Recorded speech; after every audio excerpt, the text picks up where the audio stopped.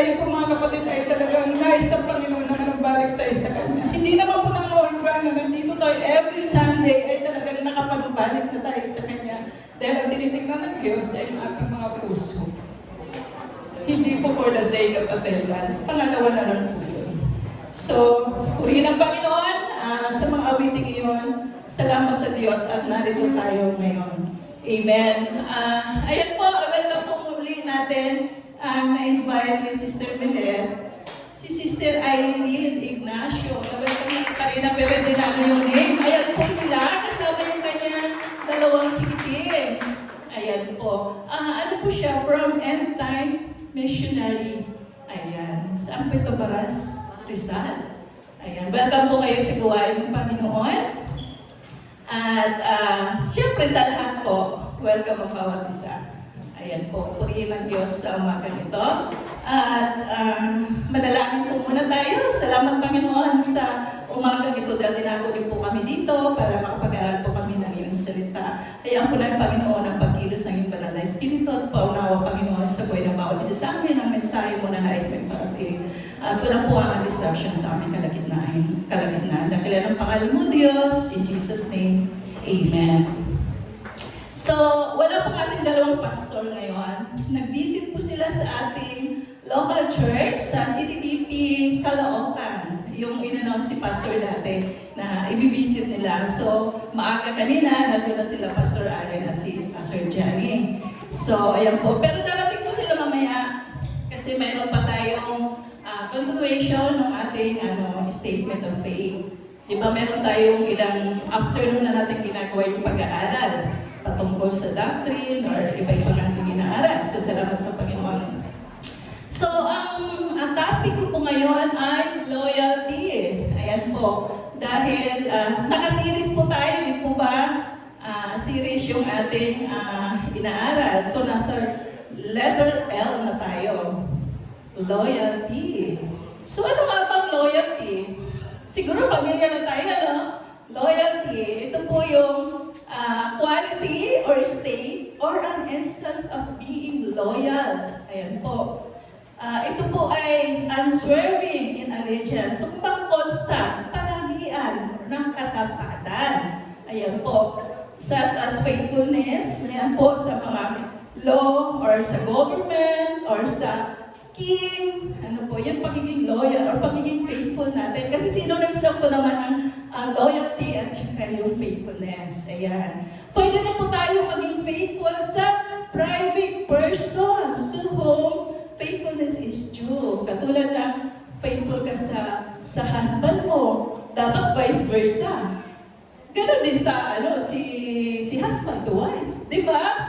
Alam mo naman si wife to husband lang. So, dapat same po yun. Then, faithful ka po dapat sa mga traditions, sa mga practices, or sa product. Diba? Pwede tayo maging faithful sa product. Halimbawa, or loyal sa ibang term, diba? Loyal ako sa Colgate. Diba? Hindi pa ako nag-advertise, wala akong income sa dyan. So, sa probinsya kasi, sasabihin namin sa tindahan, pabili po ng Colgate na close up. Colgate na close up. Kasi sa amin, yung Colgate, pinaka-general yung dapat toothpaste, di ba? Hindi Colgate. So, ayan, pag loyal ka sa Colgate po bilhin mo, mag-close up. Yung ganon. So, kung saan ka loyal, yun ang pinapatronize mo. Balik sa amin kasi ganon lahat ng motor na tawag Honda. Bibili kami ng Honda, pero NMAX yata yun. Basta yung mga ganon. Sa amin yun, ngayon baka hindi na. Nung araw ganon, nandun ako. So, ayan po. Dapat ganon po. Pag loyal tayo, yun yung pinapatronize mo, di ba? Kasi loyal ka nga doon. Or pwede rin ka rin maging loyal na churchgoer. Di ba? Dapat lahat ng gawain, kung wala naman tayong work, available naman tayo, pumunta tayo. Di ba ba? Ipipili lang natin, sa ganito lang type ko mag-attend. So sa ganitong lang ako pupunta. Di ba ba? Kung available naman kayo, pag mayroon tayong face-to-face na prayer meeting, kung hindi naman milya-milya ang lalakbayin nyo, pwede rin. Di ba ba? So, ayan po yun. So, again po, what is loyalty? Ayan. Ayan. Loyalty means being emotionally, intellectually, and physically committed. It means sharing yourself and standing by someone no matter how bad things get. So, ano to? Package to eh. Emotional, intellectual, talagang kailangan nandyan ka sa someone for bad things. Sabi ko nga, for better or for worse ba ito? Kasi ikaw yung BFF, ikaw yung shoulder to cry on. Di po ba? Ikaw yung mahihingahan. So, ang paghinga naman, or yung pag-share, hindi lang sa bad things minsan, sa mga good things, nag-share ka rin. Di po ba? So, nandyan ka in bad things or good things. Pero dapat yung paghinga, hindi doon sa opposite gender. Kasi nagkakadevelopan yan eh. Same gender dapat. Kung ikaw magbubukas, lalo na po mga mga XX dyan, di ba? So, dapat maging aware din po tayo sa ganun. Maraming cases, di po ba? Nade-develop kasi hingahan siya. So, yan po. Yan po yung loyalty. Nandun ka sa someone na kailangan ka. Lalo na kung mga bad things or problemado or nasa matinding struggles ang iyong someone na kakilala mo. So yan po. So yung loyalty po can have both positive and negative aspects. Ang loyalty po kasi, pag napapakinggan natin, parang more on positive. Di po ba? Ang loyal talaga ito sa kanyang kumpanyang pinapasukan. Siguro nga maganda yung company nila. Maganda siguro mga benefits. Kasi loyal to si kapatid eh. Si friend, loyal. So more on positive ang napapakinggan natin when it comes to loyalty. Pero mayroon din palang negative aspects ito. Ayan, wala na po yan sa slides. Pasadahan natin ng konti. Magiging negative po yung loyalty kapag naging blind. Blind loyalty. So yung blind loyalty po, it's difficult to see the flaws. So parang hindi mo na nakikita yung mali. Di po ba? So sobrang pagiging loyal mo, like sa work mo, halimbawa sa kumpanya mo, mayroon ng anomalyang ginagawa. Pero pwede mong pagtakpan yun. Kasi loyal ka sa iyong kumpanya. Ayan po yun. Talagang nandun yung heart mo. Tapos, kung sa relationship naman, nananatili po kahit toxic na masyado. Dahil sobrang loyal ka doon sa karelasyon mo. Ayan.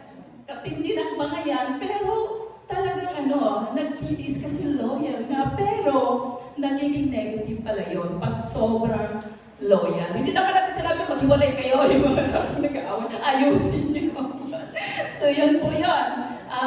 Ako nga testify ko na rin, pero kumbaga, hindi dapat pamarisan. Yun nga po, yung kapatid kong lalaki, sa sobrang loyal naman itong aking sister-in-law. Sabi ng kapatid ko, payagan mo ako umalis ngayon, sabi niya last day, payagan mo ako umalis ngayon kasi yung girl ko nag-aantay na somewhere. Ito naman hipag ko para daw mapayapa na. So sige, pumunta ka sa girl mo. So grabe yung pagiging loyal. Talagang matindi, pinayagan niya para mapayapa. So nagkita sila. Hindi ko alam kung anong ganap. So, di ba? So, nagiging negative yung pagkasobra yung pagiging loyal natin na hindi natin nakikita yung mga flaws, yung mga wrongdoings. Hindi na natin nakikita yun. Kapag nandun na tayo sa blind loyalty, dapat yung totoong loyalty yung ating i-embrace. Di po ba? So, ilan lamang yun sa ating mga examples. So, punta tayo ngayon sa loyalty in CTTP context. Ayan po. Loyalty to the organization means faithfulness and devotion to the ministry's cause. Ayan, dapat maging loyal tayo sa mga ministry, sa doktrina, sa prinsipyo, tsaka sa leadership. Ayan po, nagdiliman po ito ng sakripisyo. Di po ba? As a CTTP or Christ to the Philippines member in times of need, dapat nandun tayo. Maalala niyo po dati, yung 50th anniversary ng organization, last, ano pa yun? Anong year pa yun? So, nag-challenge doon ng ating church building project na malaking building sa Port ng Morphine. So marami noon nag-pledge.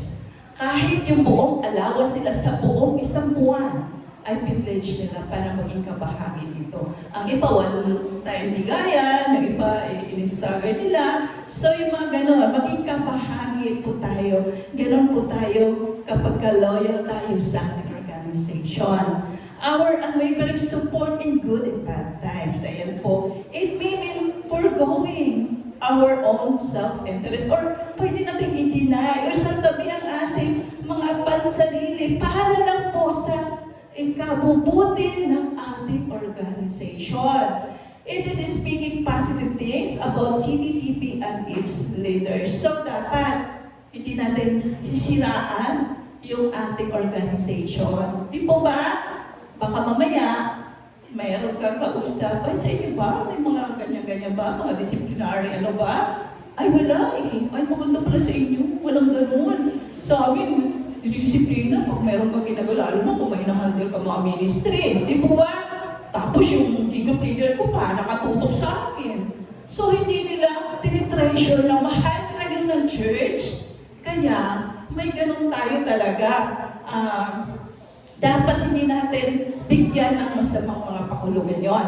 Kundi, mag-speak tayo ng positive things. Ayan po sa ating organization. Ayan, at sa mga leaders. And constructively giving feedback to proper authorities for improvement. So, loyalty is a condition of the heart. Sa kondisyon pala ito ng ating puso na walang ibang nais, kundi ang kalooban ng Panginoon sa ating organization na mag-succeed or magtagumpay. So, yan po dapat ang nais po natin. Ayan po.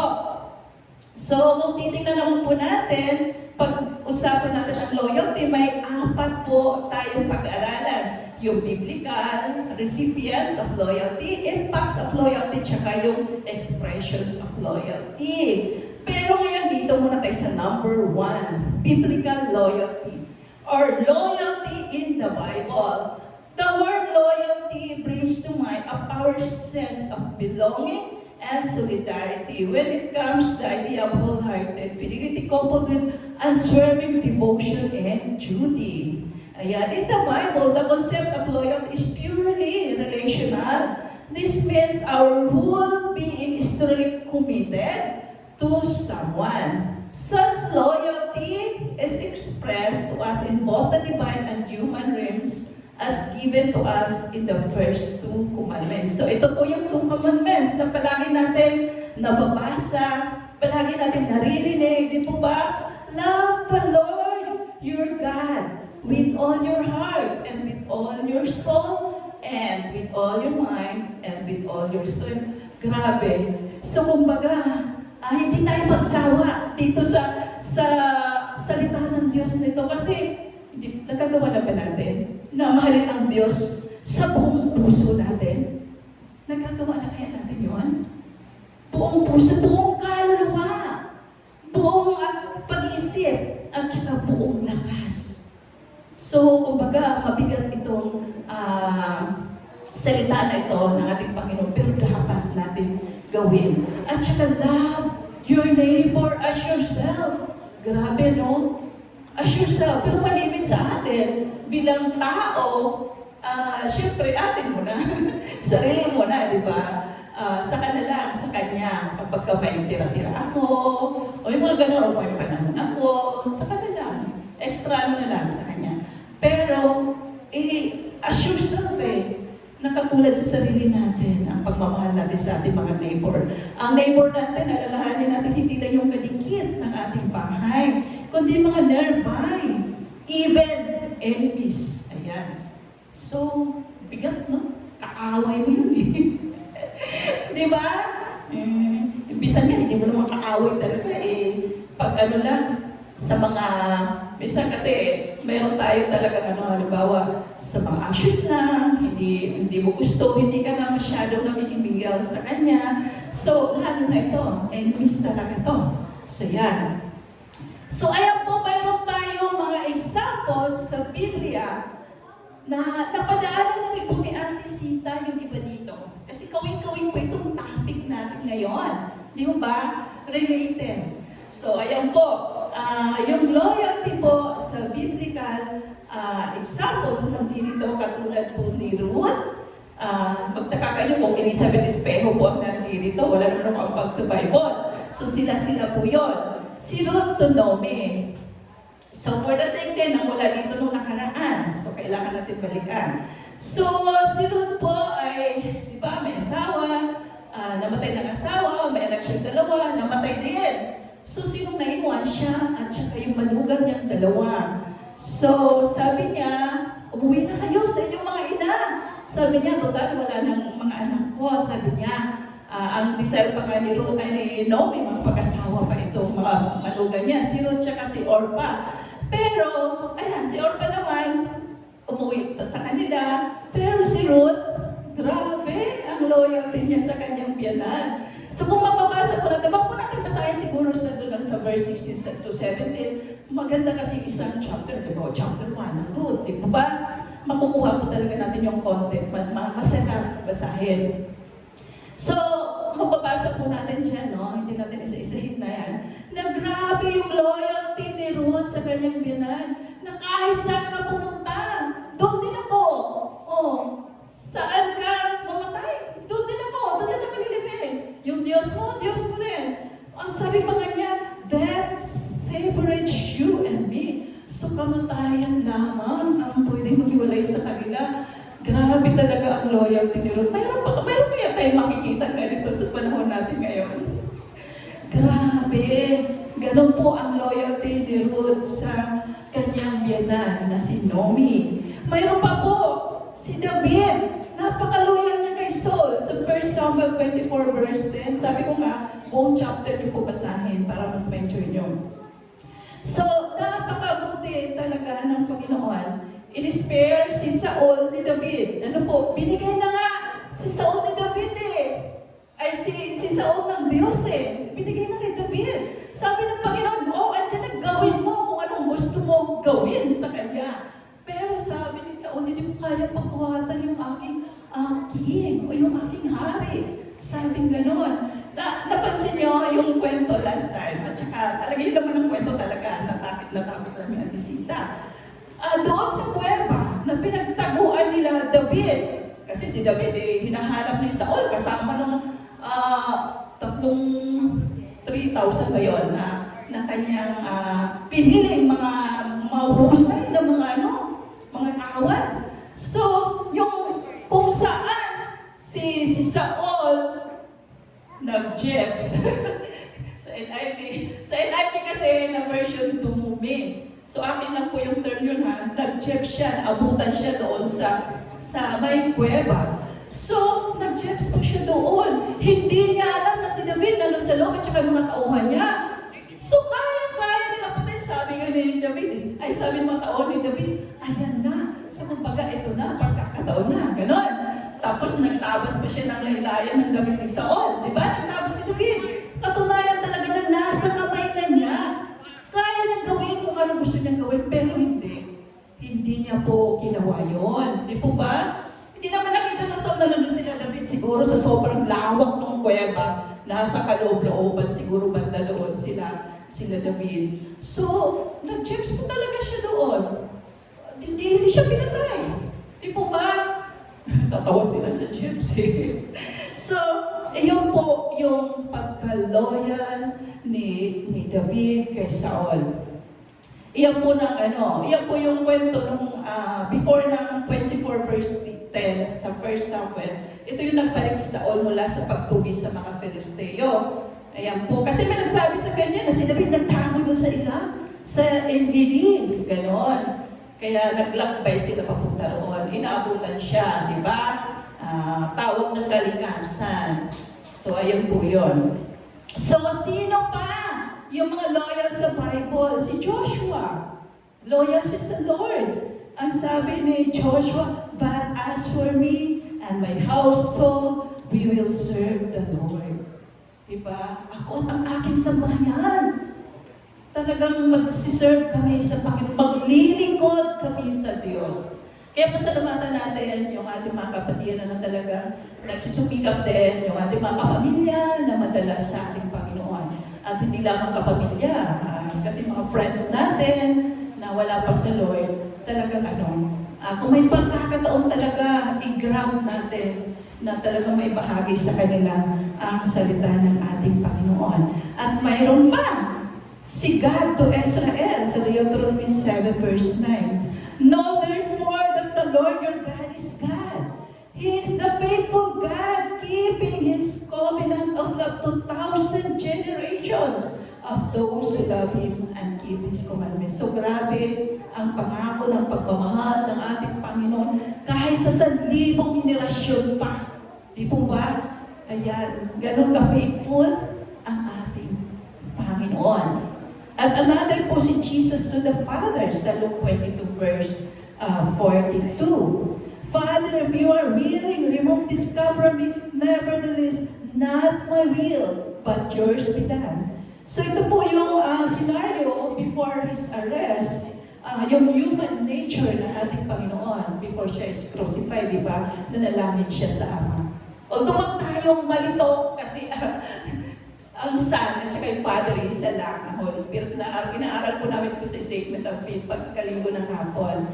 Yan. Illustration po ito dito na talagang sumunod yung Panginoon si Jesus sa Ama. Yung submission to God's will ay talagang napakahalaga. Yung po pinakita niya nung nagkatawang tao po siya na talagang kaya naman niya alisin. Yung paghihirap na yun, Diyos siya eh. Hindi po ba?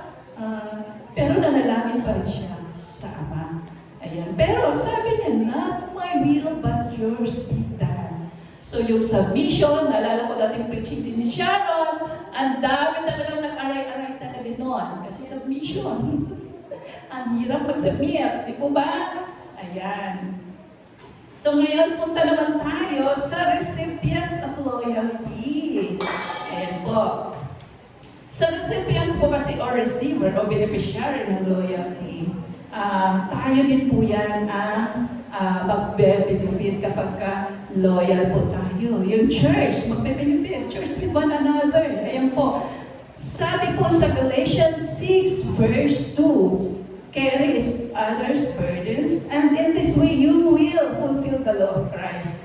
So, tinawag tayo ng Panginoon para maging loyal po tayo sa isa't isa.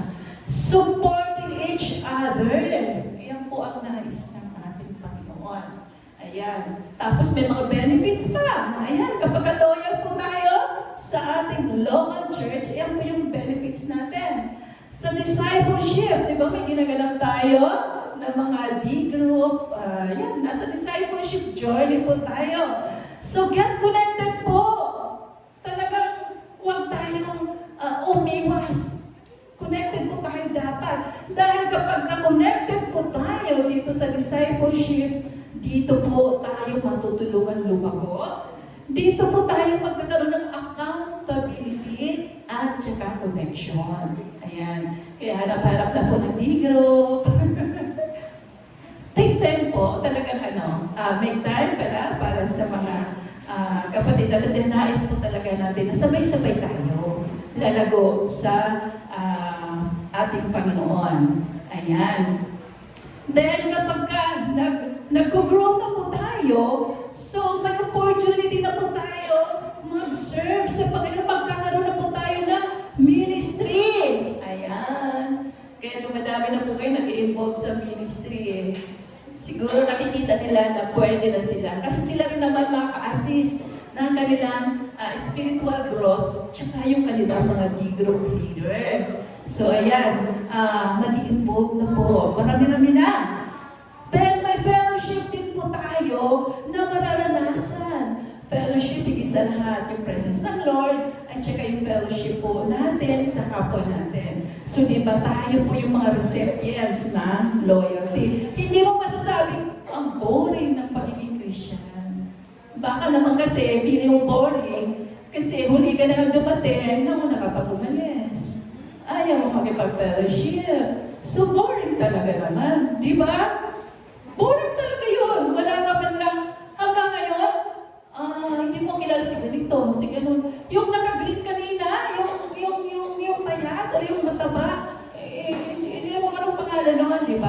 So wala tayong fellowship. Hindi nga nagkakilala, nakala mo naman, nasa kalakihan tayong lugar.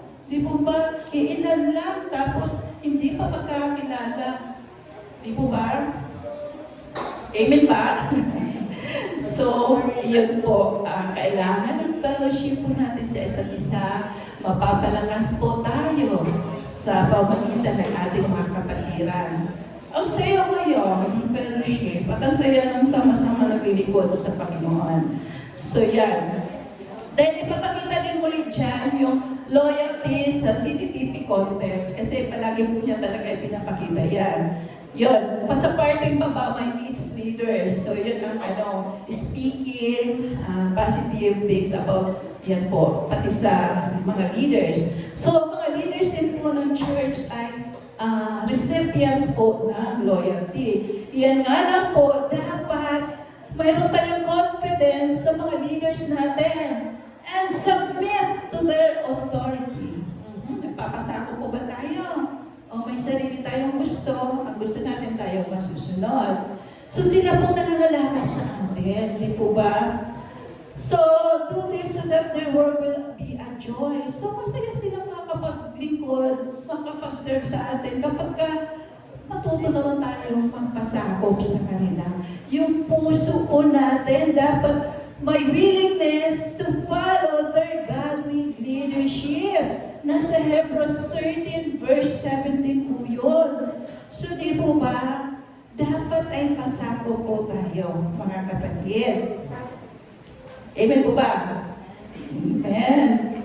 So, kailangan po yun eh. Kailangan talaga magpasako po tayo. Ayan. Tapos, ulitin na naman, makikita din natin ulit dyan yung CTTP context. Sa bandang baba po na dapat constructive, ayan po, hindi po dapat destructive kapag loyal tayo sa ating CTTP organization. Hindi tayo nagsisiraan, hindi tayo nag-chismisan, iwas chismis na lang. Pero pag good chismis, maganda yun. At saka dapat handa tayong tumanggap ng correction. Tama po ba? Tsaka, hindi lang naman kayo, pati kami, handa rin kami in a nice way. So yun po. Then, another po na recipients ng loyalty, tayo din po yun. Tayo. Kapag may mission, ano po, di ba, ang church mission and vision, tayo din po yan ang hahayo.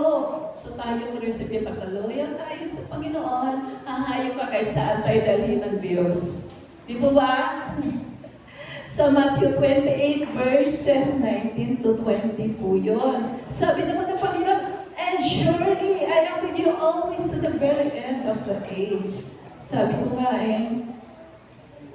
mayroon kami sanang missions papuntang Davao ngayong first week ng September. Pero dinecline ko po, sabi ko hindi na ako makakasama. Although hindi naman ito talaga mag-share doon sa mga non-Christians. Mga Christians na, mga leaders na, gagamitin lang kami as team members doon sa reset at saka yung ating ginawa dito. Ano na nga ba yun? Retreat. Ayan, meron ba? Reset at retreat. Dapat kami magtitimember doon for 3 days. Eh sabi ko yung financial na, may Korea, ano pa kami, conference. So, talagang nag-decline muna ako talaga ako. Pero, sabi ko nga, mission din yun. Di po ba? Hindi na po ako makakasama.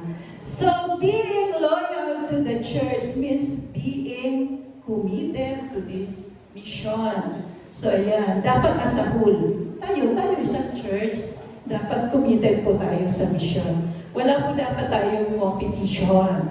Ayan po. So, ayan, tapos papakita ulit siya yung CTTP context. Kasi talagang lagi niya, pero ma-remind tayo palagi ng konteksto ng ating CTTP pagdating sa loyalty. Ayan. So, nabanggit po natin kanina, giving feedback to proper authorities for improvement. So, kung mayroon ka pong nais, like suggest, yan sa tingin mo makakatulong sa ating organization, why not? Diba? hanap ka ng proper time o proper place para doon mo ibukas. Hindi yung kung may ayaw ka, sasabihin mo sa kalagitnaan. Di po ba? Anong tawag doon? Disrespectful. Di po ba? Pagsasalita ka ng bagay na hindi maganda pakinggan sa kalagitnaan ng mga tao. Di po ba? Wala na, parang hindi na natin na-respeto ang ating organization or yung ating leaders kung saan ka nagsalita. So dapat i-avoid po natin yon. Di po ba? Kasi masarap naman kung magbigay ka ng feedback. Di po ba? Constructively. Ayan. Again po, proper time and proper place. Kaya po yan, reminder po yan sa buhay ng bawat isa sa atin. Ito, to whom should one be loyal to? Kanina pa tayo dapat maging loyal. Tapos na tayo sa organization, nabanggit na rin natin yung dapat maging loyal. Kahit sa ating local church, di po ba? Kanina pa. Kanina dapat maging loyal. Sa Lord. Di po ba? To God, first and foremost. Ito po yung ultimate expression ng loyalty. Ayan. Love the Lord your God. Ayan, naulit po, no? With all your heart, with all your soul, and with all your mind, and with all your strength. Sa Mark 12, verse 30. Ayan po. Kung mapapansin din po natin, sa 1 Corinthians 3, verses 4 to 9, mayroon din po dyan mga loyal eh. Ano ba loyal kay Paul? Ang iba ay loyal kay Apollos. Di po ba? Pero kinarify po ito ni Paul na parehas lang po kami ni Apollos, servant of God. Ayan po. So, si Paul nagtanim, si Apollos nag-water, nagdilig, pero hindi po ito literal na tanim na halaman. Kundi yung seed, ito po yung word. Then, si Apollos yung nag-water, nagtuturo ng patuloy, di po ba? Then, ang Panginoon po ang siyang nagpapalago. Di ba? Gawin lang po natin yung task natin. Bahala na si Lord magpalago doon sa seed or sa word na ating share doon sa someone o kung kanino pa man. Di po ba? At alam mo ba natin, siguro naman, alam ko na rin naman na nandun na yung faith natin na sa bawat ginagawa po natin, each will be rewarded according to their own labor. So yung ating pagpapagal, talaga naman, kita-kita ng Diyos yan. Ano po ba yung pinagkakabalan natin? So tayo lang makakasagot nun. So kita ng Panginoon, i-reward ng Diyos yan pagdating ng araw. Pwede rin naman dito sa lupa, naranasan natin yung mga provisions ng Lord, pero hindi po talaga doon pag nandun na tayo sa time na nasa piling na tayo ng Diyos. Ang tanong nga dyan, may reward kaya tayo? Na matatanggap. Hindi po ba? I-reward ng Lord ang lahat ng ating labor. So yan po, nilinaw dito ni Paul na parehas lang sila ni Apollos ay servant ng Lord. So magkaiba man yung task nila, pero may unity pa rin po sila. Nag-unite sila sa isang purpose o sa isang layunin. Ayan. At talagang itong dalawang ito ay talagang napaka-loyal sa ating Panginoon. Si Paul at si Apollos. Ayan po yun. So dapat ma-imitate natin yung pagiging loyal ng mga ganitong tao, no? So tingnan naman po natin yung impacts ng loyalty. What is the impact of loyalty? Siyempre, kapag loyal tayo, mayroon tayong unity. Di po ba? Loyal tayo eh. So, dapat may pagkakaisa tayo. There is one body, one spirit, just you were called to one hope. When you were called one Lord, one faith, one baptism, one God, and Father of all, who is over all and through all and all. Sa Ephesians 4 po yan, verses 4 to 6. So again po, wala po tayo dapat competition, kundi magkaisa po tayo tayo na talagang maging ang goal natin ay talagang mapapurihan ang ating Panginoon. Next po, syempre pag may unity tayo, yung growth po. Ayan. Dapat nag-grow po tayo. From Him, the whole body joined and held together by every supporting ligament grows and builds itself up in love as each part does its work. Sa Ephesians 4 verse 16. So, when each part functions properly, the entire body grows and mature, reflecting God's love. So, dapat ay nag-grow po talaga tayo. Madali lang po yan kapag every part of the body ay nagsusuportahan. Tayo, parts of the body. Kung ano yung mayroon kang kaloob, mayroon kang talent, mayroon kang pwedeng ibahagi. Ayan, sa gawain ng Lord, mas madali po yung growth pagtulungan po tayo. Isa pa, yung impact ng loyalty, magiging powerful witness po tayo. Di po ba? By this, everyone will know that you are my disciples if you love one another. Sa John 30:35. So kung nagbabalayan tayo, paano tayo tatawaging witness tayo ng ating Panginoon? Di po ba? Dapat ay nagmamahalan po tayo. Minsan lang tayo mabuhay. Ang ikli lang ng buhay sa earth. Di po ba? Bakit ay mas lamang pa ba yung samaan ng loob? Dapat mas lumalamang yung pag-iibigan. Di ba? Napakaikli ng buhay. Kahit ngayong kaaway mo, hindi kayo magpatawaran, baka bukas makalawa, wala nang isa sa inyo. Di po ba? Huwag naman sana. Kasi marami pa tayong misyon. Di po ba? So yan, magiging powerful witness po tayo dyan. Ayan. So, malapit na tayo. Dito tayo sa expressions of loyalty. Ayan po. Siyempre, dapat nakikita sa atin discipline. Dapat meron po tayo na nakikita sa atin po yun. Ang discipline po kasi is loving. Love is the foundation of loyalty. So yung sinabi natin kanina, di po ba, yung discipline, huwag tayong magtampo, huwag natin masamain, kasi lahat tayo ng church. Yan po yun. So dapat makita po sa atin yan bilang mga loyal sa Panginoon or sa ating organization. Mayroon tayo dapat integrity. Ayan. Yung faithfulness to God. Tapat po tayo sa Panginoon. Kaya may nakikita, may nakakakita man sa atin o wala, dapat ang gagawin natin ay mag-glorify ang Lord. Hindi naman ako nakikita nila pastor, nila pastora, ng mga group leaders. Okay lang ako kahit anong gawin ko. So, dapat ay, yun po, maintegridahan po tayo. Then, ayan po, submission. Hirap talaga gawin nito. Respect leaders and organization. Ayan po yun.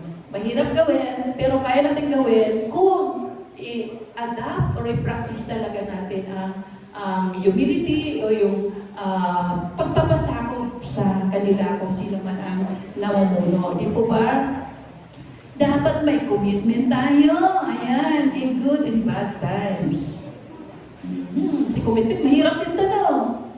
Pero alam po natin na sa biyaya ng Diyos, magagawa po natin. Amen? Amen. So, initiative. Dapat may pag-uusap po tayo sa mga ministry, sa mission, yung ano po, pwede tayo mag-initiate. Di po ba? Kasi kung loyal naman tayo, hindi mahirap. Kahit na sa tingin natin mahirap, kapag loyal na tayo, ay hindi na yon. Matatabunan na yung hirap na yon.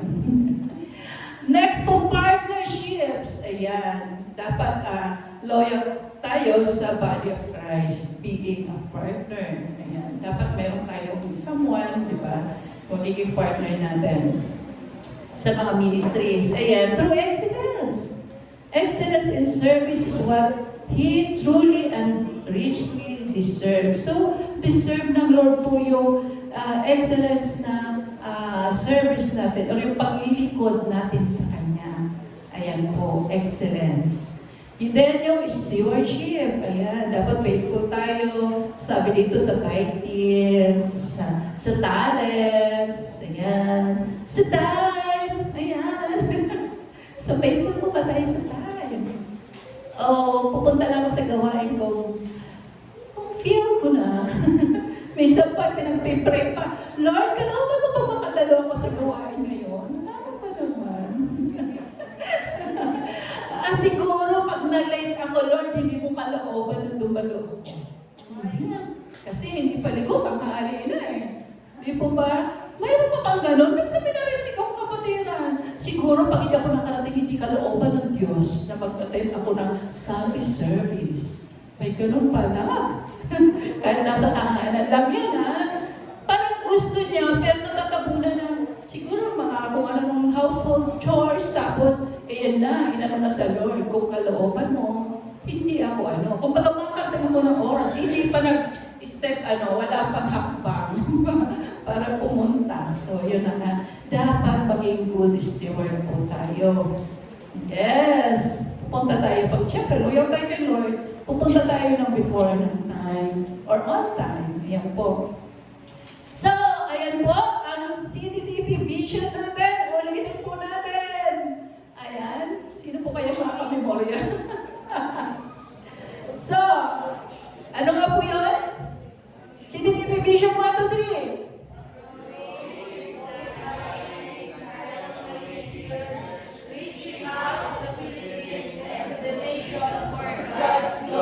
Yeah! Very good! Ay, memorya na!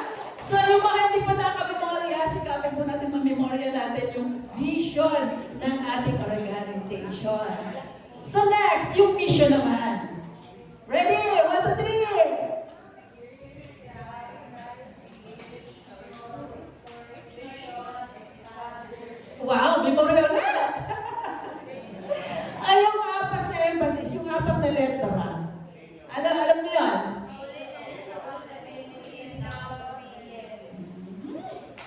Very good talaga. O mayroon pa. Yung core values. Ayan, mahaba yan. Huwag mo pakita, be. Yung core values. O na. Yung letter. Integrity, submission, commitment, identity, or partnership, loyalty, excellence. Grabe, tatalino naman.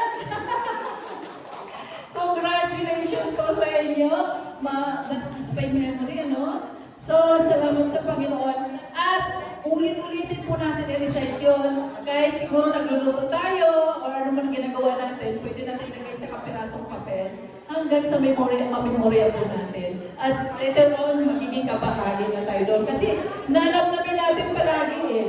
Di ba? So, yun. Salamat sa Panginoon at doon na tayo sa questions to ponder. Ayan, o diba? Tapos na ako. May English version po dyan. Sa Tagalog na lang babasahin ko. Ano ang natutuhan mo tungkol sa Diyos? Or kay Jesus sa sermon? Paano mo nakikita ang Diyos or si Jesus ngayon pagkatapos malaman ang ilang katotohanan tungkol sa Biblia? Bakit mahalaga ang loyalty? Ano nga ang mga praktikal na paraan ng pagpapakita ng loyalty? Kay God, sa inyong local church, sa inyong organization, at sa inyong church leaders. Puri ng Panginoon, God bless everyone. Pagpalaan kayo ng Diyos.